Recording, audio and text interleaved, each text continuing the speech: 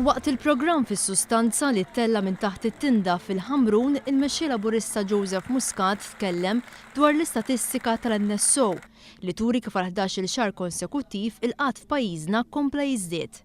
Qal li din hija konferma li fit-tmiem il-leġislatura teżisti sitwazzjoni ta' qatt li hija aghar minn kif kienet fil-bidu ta' din l-istess leġislatura.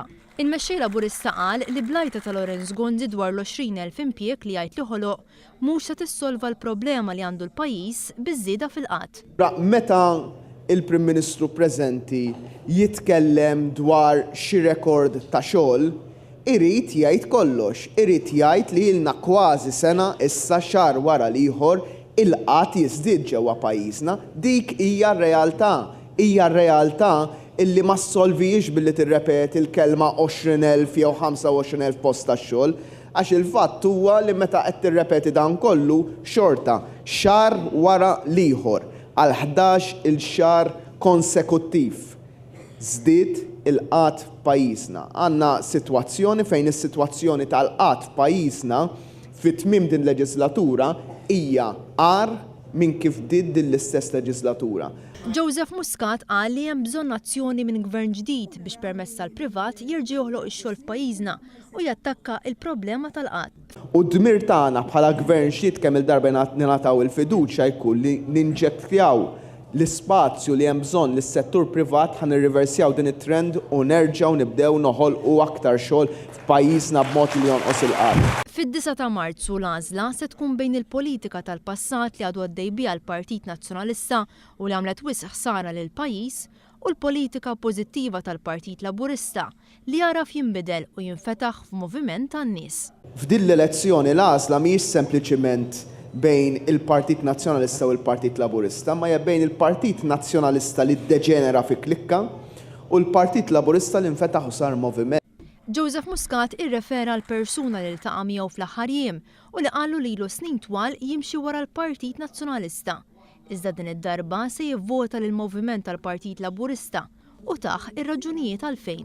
Għalli jien l-ideali tiegħi tal-libertà, tal-ġustizzja u tax-xogħol għadhom l-istess, għalli ħadd ieħor telaqhom, għalli u dawk l-ideali illi ikonna soċjetà aktar miftuħa, aktar tolleranti, illi bniedem jista' jgħid dak illi jaħseb mingħajr ma jibda jinkwieta li ħassirlu xi vendikazzjoni, illi noħolqu x-xogħol permezz tas-settur privat, illi ikonna soċjetà fejn tinfetaħ u mhux tingħalaq, għalli llum il-ġurnata dak nista' nidentifikhom f'dan il-moviment għalli u fil-verità jien ma ħossniex qed nibdel il-vot tiegħi, għalli ħadd ieħor bidel l-ideali tiegħu, għalli u għalhekk ħankunu qed innivvutaw jiena u l-familja tiegħi lil dan il-moviment.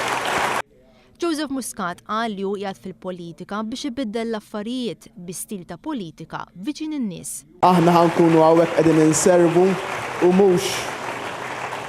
mhux qegħdin hawnhekk lejlet l-elezzjoni u l-għada ma jarawniex in-nies.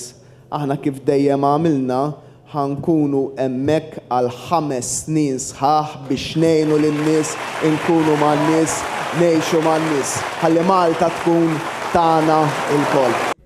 Id-deputat Mexxej Laburista qal li Gvern Gdid jekk jingħata l-fiduċja se jkun determinat li jkollu relazzjoni onesta maċ-ċittadini li se jkunu fiċ-ċentru tal-politika. Qal li f'soċjetà huwa tajjeb li jkun hemm id-differenzi, iżda mhuwiex tajjeb li xi ħadd jippridka d-diviżjoni li ġġib ħasra u ħsara fis-soċjetà. Preżenti għall-laqgħa kien hemm ukoll Mercedes Bresso mill-Kumitat tar-Reġjuni li tkellmet dwar il-garanzija tax-xogħol, taħriġ u edukazzjoni tal-Partit Laburista. We need a structural policy to overcome this problem, which is not a problem of one country, but is a problem of all Europe. So the youth guarantee is the possibility for each young people coming at the end of his studies to find or a job or a training or an educational opportunity. Mill-Kumitat tar-Reġjuni kien hemm ukoll Henning Jensen li faħħar l-impenn ta' Joseph Muscat li jpoġġi fuq nett tal-aġenda il-bżonn li Malta jkollha enerġija aktar nadifa u kontijiet orħos.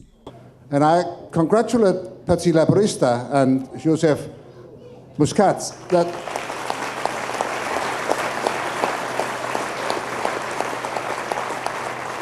that you have also seen the necessity to put energy high on the agenda